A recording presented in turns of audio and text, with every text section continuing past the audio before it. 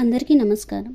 ఇవాళ వీడియోలో మనం మాఘపురాణం 1వ అధ్యాయం చెప్పుకుందాము. మాఘపురాణం 1వ అధ్యాయం.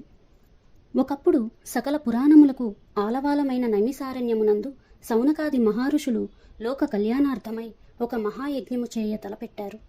ఆ మహాయజ్ఞము పూర్తి అవటానికి ఒక పుష్కర కాలము అనగా 12 సంవత్సరములు పడుతుంది. అంటే దీన్ని సత్రయాగం కూడా అంటారు. సౌనకాది మునులు ఎన్ని అడ్డంకులు వచ్చినా ఆ యజ్ఞమును పూర్తి చేయాలి అన్న దీక్షతో యజ్ఞస్థలముగా నైమిసారణ్యంలో ప్రవహించు గోమతీ నదీ తీరమును ఎన్నుకొని ఒక శుభముహూర్తములో యజ్ఞమును ప్రారంభము చేశారు.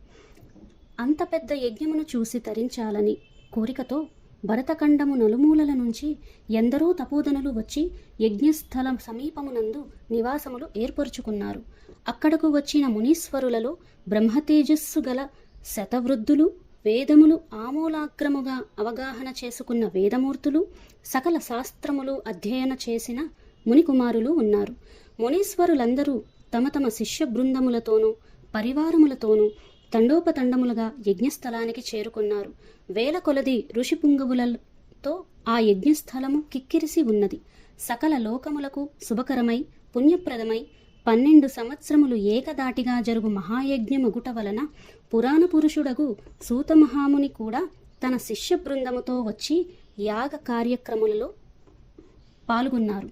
దూర ప్రాంతముల నుండి వచ్చిన ఋషులు సూతుల దర్శన భాగ్యము కలిగినందున అమితానందము పొంది వారి ఆశీర్వచనములతో నిర్విఘ్నముగా యాగము జరుగుతుందని అందరూ సంతోషపడ్డారు.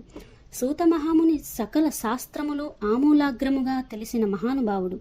వేద పురాణ ఇతిహాసాది సమస్త విషయములలో వారికి తెలియనిది లేదు.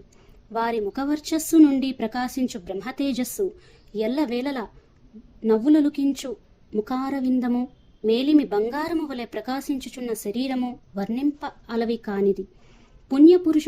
పుణ్యపురుషుడగు సూత మహాముని ఆగమనమునకు స్వాగతం పలికి సాష్టాంగ దండ ప్రణామములు ఆచరించి యజ్ఞం జరుగు ఆ 12 సంవత్సరములలో ఎన్నో పురాణ గాథలు విని తరించవలననే కోరికతో ముని పుంగవులందరూ ఎదురు చూస్తూ ఉన్నారు. సూతులవారు సౌనకాది మునుల కోరికను గ్రహించారు.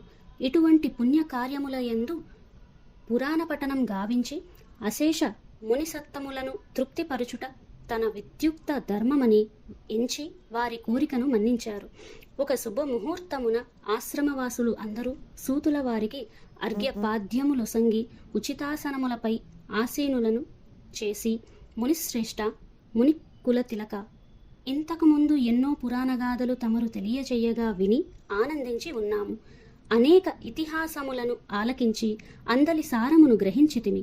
సమయము వచ్చినప్పుడు సకల శాస్త్రములలోని నీతి కథలు మాకు వినిపించుచూనే ఉన్నారు. అయినను మీరు సిద్ధపురుషులు 14 లోకములు సంచారము చేసి ఎన్నో విషయములయందు అవగాహన కలిగి ఉన్నారు. వినదగు విషయములను విరామకాలములో మాకు వినిపించవలయునని సౌనకాది మునులను ప్రార్థించితిరి. అయితే సౌనకాది మునులు తన వలన కొత్త సంగతులు తెలుసుకొనవలెనన్న కుతూహలం కనపరిచినందుకు వారులకు సూతమహాముని ఇలా చెప్పారు. ముని పుంగవులారా, మీ మనోవాంఛను గ్రహించితిని. మీరు వినదగిన కథను నాకు తెలిసినంతవరకు విచారించి మీకు తృప్తి కలిగించెదను. ఇటువంటి మహాసమయమున పుణ్యకథలు చెప్పుట వలన నాకు, వినుట వలన మీకు పరమార్థము కలుగుతుంది అని పలికెను. సౌనకాది మునుల కోరిక సూతమహామునిని అడిగినదే తడువుగా వారు అందులకు అంగీకరించగా ధన్యులమైతిమి అని మునులందరూ అమితానందము పొంది సూతుల వారి పాదములను కళ్ళకు అద్దుకొని సూతమహామునితో ఇట్లు పలికెను.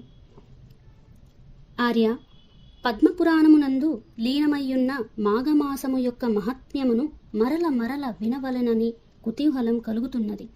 అదియుగాక రాబోవు మాసం మాఘమాసమే అయినందున ఆ మాస మహత్యము ఆచరించవలసిన విధానము మాకు వివరించవలసింది అని కోరారు. మునులు కోరుట వలన సూత మహర్షి మిక్కిలి సంతోషించి, ఓ మునిపుంగవులారా, మీరందరూ అతి ముఖ్యమైన విషయాన్నే అడుగుతున్నారు. మాఘమాసం కూడా ప్రారంభం కాబోచున్నది. ఇటువంటి సమయములో మాఘపురాణం వినటం వలన కలిగే ఫలితం అంతా ఇంతా కాదు. అంతేగాక ఈ మహాయజ్ఞం జరుగుచున్న సమయంలో మాఘమాసం యొక్క మహత్యము మీకు వివరించవలసిన భాగ్యము కలిగినందుకు నేను అదృష్టవంతుడనే. అయితే అందరూ సావధాన మనస్కులై ఆలకింపుము అని సూత మహర్షి ఈ విధముగా చెప్పసాగిరి.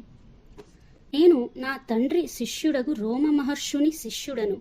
అతడు మహాతపస్వి, జ్ఞాని. నా తండ్రి వద్ద సకల శాస్త్రములు అభ్యసించెను. విష్ణు అంశ సంభూతుడగు వేదవ్యాస మహర్షికి ప్రియ పాత్రుడను. వారి దయ వలన నాకు కలిగిన జ్ఞానంతో మీలాంటి వారు అడిగిన ప్రశ్నలకు జవాబు చెప్పగల శక్తి సామర్థ్యము కలిగిన వాడని అయ్యాను.